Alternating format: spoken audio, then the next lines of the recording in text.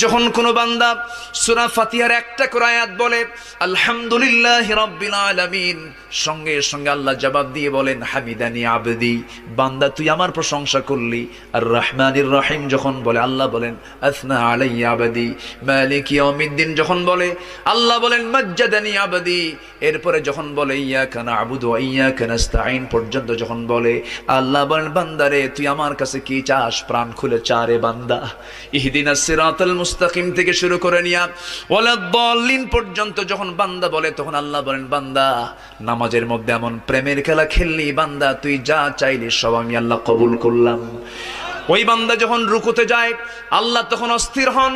ওই বান্দা যখন সিজদায় যাওয়ার জন্য প্রস্তুতি নাই, সমস্ত ফেরেশতাকে ডাক দিয়ে বলেন ও ফেরেশতারা, এই বান্দাগুলো আমাকে দেখলো না, রাসূলকে দেখলো না, কোরআনকে দেখে হাদিসকে বিশ্বাস করে আমাকে খুশি করার জন্য তার সবচেয়ে সম্মানজনক